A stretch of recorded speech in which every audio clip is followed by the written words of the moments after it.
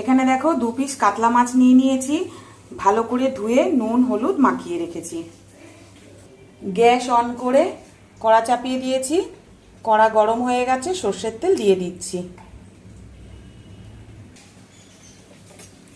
তেল খুব ভালো করে গরম হয়ে গেছে, এবার আমি কাতলা মাছগুলো ভেজে নেব।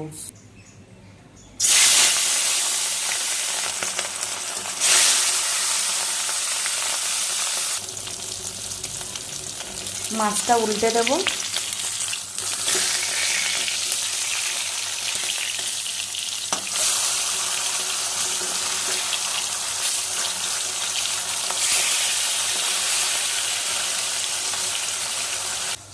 পেঁয়াজের টুকরো, টমেটো, আদা, রসুন, কাঁচা লঙ্কা, এটার আমি একটা পেস্ট বানিয়ে নেব। কাতলা মাছ আমি খুব ভালো করে ভেজে নিয়েছি উল্টে পাল্টে। এবারে মাছগুলোকে আমি তুলে নেব। ওই তেলের মধ্যে কেটে রাখা আলুগুলো ভেজে নেব।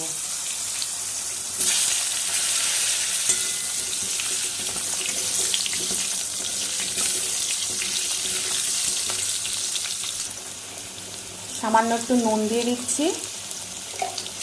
আলু ভাজার সময় যদি নুন দেওয়া হয় তাহলে আলুর মধ্যে কিন্তু প্রপার নুনটা কিন্তু ঢোকে।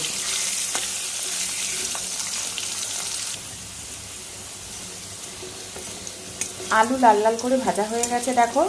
আলুটা আমি এবারে তুলে নেব। ওই তেলের মধ্যেই দিয়ে দিচ্ছি জিরে ফোড়ন। একটা পেঁয়াজ কুচিয়ে রেখেছিলাম, দিয়ে দিলাম।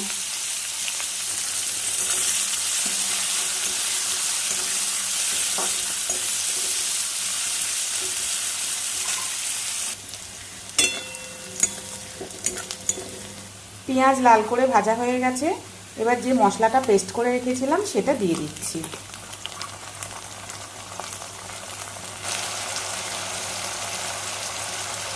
হলুদ গুঁড়ো দিয়ে দিচ্ছি।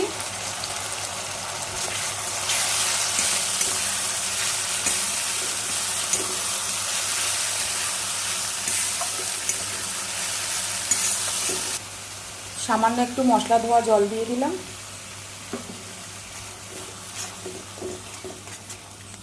খুব ভালো করে মশলাটা কষে, সামান্য একটু কাশ্মীরি লঙ্কার গুঁড়ো দিয়ে দিলাম।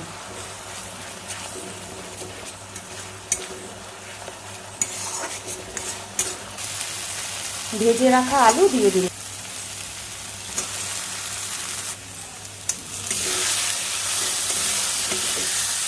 আলু দিয়েও খুব ভালো করে মশলাটা কষে নেব।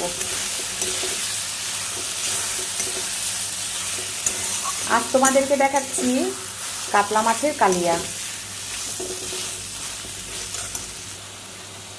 দিয়ে দিচ্ছি স্বাদ মতো নুন।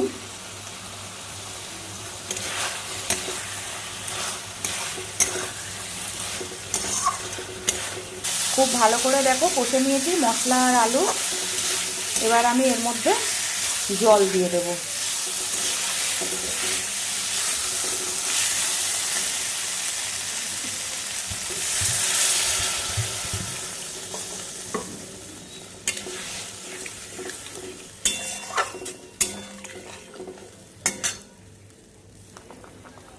দশ মিনিটের জন্য ঢেকে দেবো।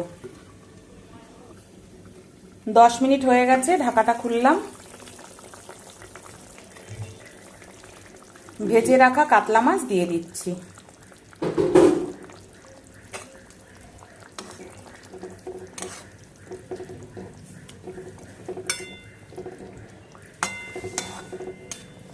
আর ঢাকবো না, মাছটা দিয়ে এবার একটু ফুটিয়ে নেব।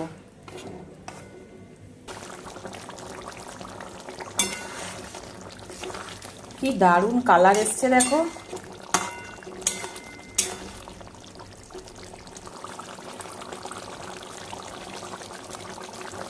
কাতলা মাছের কালিয়াটা রেডি হয়ে গেছে, এবার আমি গ্যাসটা অফ করে দেবো।